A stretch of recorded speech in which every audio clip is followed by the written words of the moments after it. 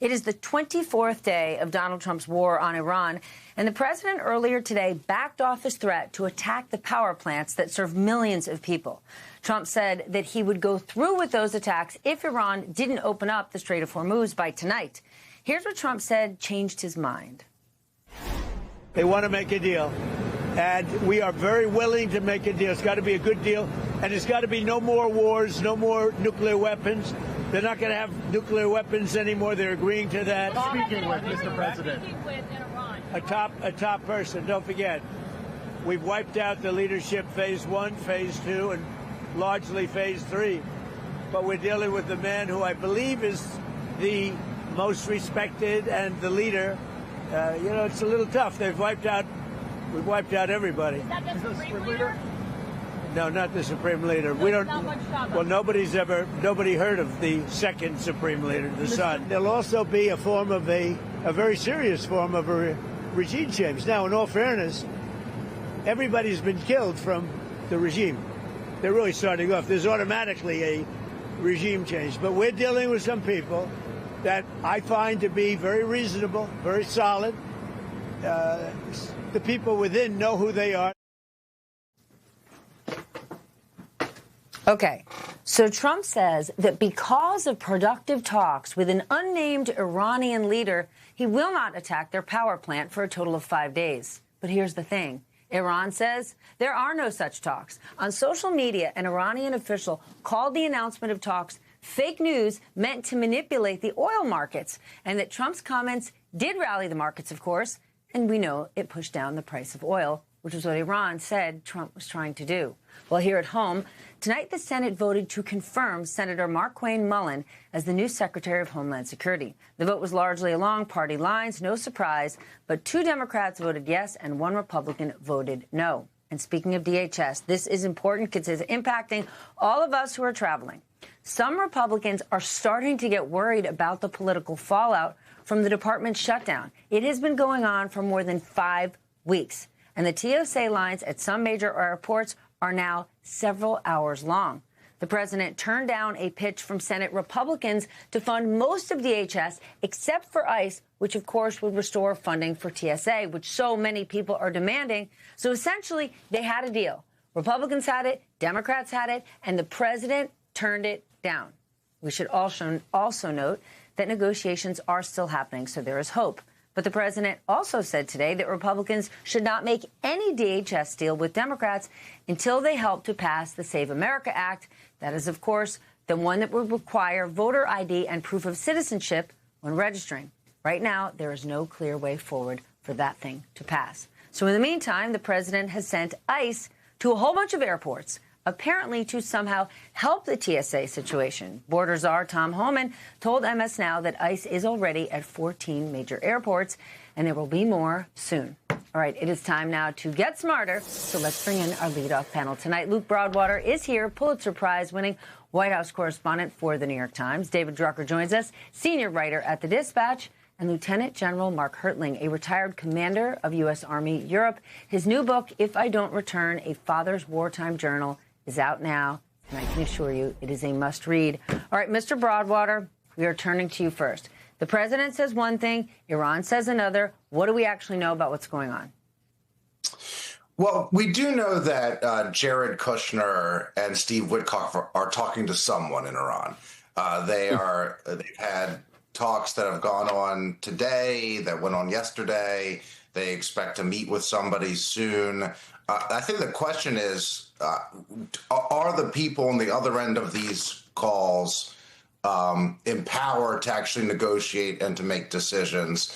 The Trump administration has been very vague about who they are talking with. Obviously, you hear the statements from various Iranian officials denying any talks are taking place or that there is significant progress in any talks. So it's really unclear. Even the Trump administration says they are not sure whether there is internal communication between the different people in Iran. And so, this may all be Trump puffing up some very, very minor conversations into something to drive down the price of oil. Obviously, the president is very concerned about the economy and the price of oil right now. But it's really hard to know what to make of these things right now, other than I think it is an indication Donald Trump is feeling the pressure of the politics of this moment. He's looking for a way to try to bring this war to an end, and so he's pointing to these talks. Okay, well, it's easier said than done. We talk a lot about what the president says versus what he does, David, but words mean a lot more during a war. This isn't just about oil markets. This is our national security. This is foreign policy. These are American lives. Yes, that's true. But we know that the president is most susceptible to market pressure, right? I mean, he doesn't have to worry too much about pressure from Republicans, at least in primary season. And we are in primary season as of early March. And obviously, and he's shown that he doesn't really, care about criticism from Democrats. And that's fine so far as it goes. But what he is cognizant of is pressure from the financial markets. Gas prices have been on the rise. The stock markets have been volatile, and over the last few days of last week, we're headed in a negative direction. And so what he was able to do with his announcement that talks were underway and that he was postponing certain kinds of attacks was to precipitate a rally of the markets and a lowering of oil prices, or at least futures. And that is often what the president will do when he finds himself in a bind. So I think the question now is, how legitimate were these talks? Because everything is so vague. Who was he talking to? He wouldn't quite say. Maybe he couldn't say, but he wouldn't quite say. The Iranians are claiming that no such talks existed. They're not credible, but the president is not necessarily credible in this regard. And so I think, over the next few days of this coming week, we're going to find out exactly what's what, and then that'll give us a better picture of where we are. But I think what the president's trying to manage here is, our military end goals with some of the financial repercussions, at least short term, of the war. Yeah, and it sounds like he could be misrepresenting the war in favor of ensuring that financial markets don't tank. But let's talk about the military general, because the president backed off and he gave Iran this 5-day deadline. The Wall Street Journal is reporting that thousands of Marines are going to arrive in the Middle East the same day the deadline expires. That's according to 2 officials. Where do you see everything going from here? Well, first of all, the number of Marines and even the additional Army forces that have been rumored to be heading there are not near enough to what needs to happen in that area if you're talking about a military campaign. There is no end state to a military campaign. I hate to bring that up. The end state is based on the politics, and that's a combination of national power, diplomacy, economics, military, and information. We haven't seen that. What we've seen is military battles over the last couple of weeks, trying to execute a campaign that will end to an end state. But when you hear the president talk, as you just showed on the film just now, Stephanie, and then you compare it to what the Iranian leaders are talking and saying that this isn't going on and it's fake news, we're talking about 2 sides that really we're not getting any information or that we can trust. I mean, we haven't trusted the Iranian regime for 47 years.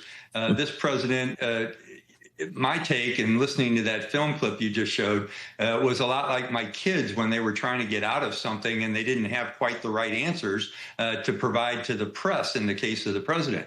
So we don't really know what's going on in terms of the military operations. But back to your original question, when you're talking about 2 Marine Expeditionary Units, the Muse, it's 2,500 apiece, 5,000 total. That's a small force, Stephanie. That's less than an Army brigade. I don't know what you can do with that force in an area the size of a country that's 3 times the size of the state of Iraq. What are you going to do? If you're talking about taking over Karg Island, that's a big piece of real estate, too, with a lot of oil and energy equipment that Marines probably don't know how to handle. There's a picture of it right there. It's a supply post. So you can seize and possibly secure the area, but then what are you going to do? You're then targeted by Iranian drones and other actions that they've proven themselves to be able to continue to use, even as the chairman of the Joint Chiefs and the Secretary of Defense has said they're almost all out of capabilities. They're still firing a lot of rockets and missiles at different places and using the drones to great effect. General, you recently wrote about the remaining threats posed by Iran, and just this weekend, the State Department issued a worldwide security threat for Americans traveling anywhere. What kind of threats are you most worried about? I've been quite surprised, Stephanie, over the last couple of days that we haven't seen any attacks by proxies that are significant, or even any homeland security threats that we know of. Again, we're not getting a whole lot of information from our government, from either the FBI or DHS, because they're so worried about putting ICE in airports that aren't doing anything. So I'm very concerned that threat levels probably are rising, both overseas and in the continental United States. We just don't know what they are. And those could range anywhere from cyber attacks to some type of terrorist attack to disruption of services. So, again, I'm truthfully a little bit surprised that we haven't seen anything significant just yet.